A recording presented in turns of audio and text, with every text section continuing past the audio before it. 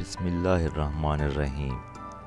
Channel سمیع ملک کے ناظرین کو خوش آمدید۔ ناظرین، آج ہمارا جو عنوان ہے وہ ہے قطب الدین ایبک۔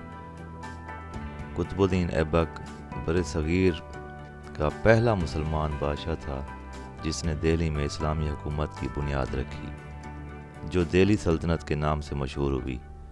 نسلاً ترک تھا، ایک سوداگر اس کو ترکستان سے خرید کر نیشاپور لے آیا اور قاضی فخر الدین عبدالعزیز کے ہاتھوں فروخت کر دیا، جس نے اس کو سلطان شہاب الدین غوری کی خدمت میں پیش کیا۔ سلطان نے کثیر رقم دے کر اسے خرید لیا۔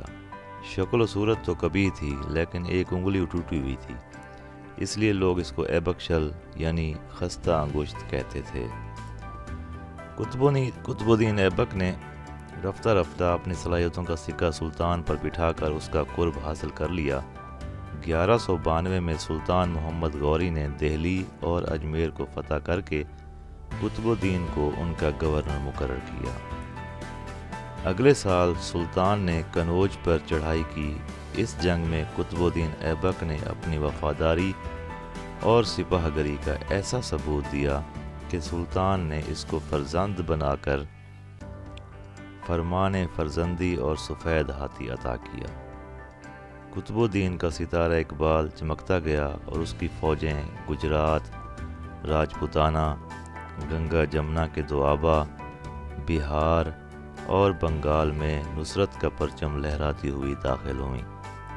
جب سلطان محمد غوری 15 مارچ 1206 کو جہلم کے قریب گکھڑوں کے ہاتھوں مارا گیا تو ایبک نے جون 1206 کو لاہور میں اپنی تخت نشینی کا اعلان کر دیا۔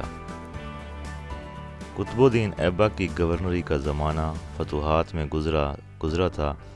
تخت پر بیٹھ کر اس نے امور سلطنت پر توجہ دی۔ اس کا بیشتر وقت نوزائیدہ اسلامی سلطنت میں امن و امان قائم رکھنے میں گزرا۔ عالموں کا قدردان تھا اور اپنی فیاضی اور داد و دہش کی وجہ سے تاریخ میں لکھ بخش کے نام سے مشہور ہوا۔ نومبر 1210 میں لاہور میں چوگان یعنی پولو کھیلتے ہوئے گھوڑے سے گر کر راہی ملک عدم ہوا اور انارکلی کے ایک کوچے ایبک روڈ میں دفن ہوا۔ قطب الدین ایبک پہلا مسلمان سلطان ہے جس نے مرکزی حکومت کا ڈھانچہ دیا، جسے اس کے غلام اور داماد سلطان شمس الدین التمش نے مضبوط بنایا۔ سلطان علوم و فنون کا دل دادا تھا۔ دہلی کا مدرسہ ناصریہ اور قطب مینار اس کی علم دوستی کا واضح ثبوت ہیں۔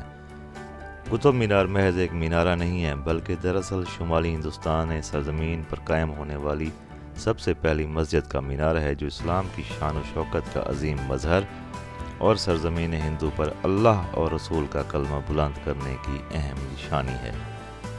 اس کا ثبوت اس مسجد کے در و دیوار اور خود قطب مینار کے چاروں طرف خط زخارف میں کندہ کی ہوئی اور عربی اور فارسی تحریریں ہیں، جو امتداد زمانہ اور حوادث دہر کے باوجود محو نہیں ہو سکیں۔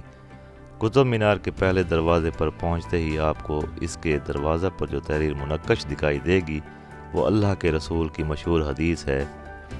اس مسجد و مینارہ کی بنیاد سلطنت دہلی کے اولین مسلم بانی سلطان شمس الدین التمش نے رکھی تھی اور اس کی تکمیل اس کے نائب سلطان قطب الدین ایبک کے ہاتھوں ہوئی۔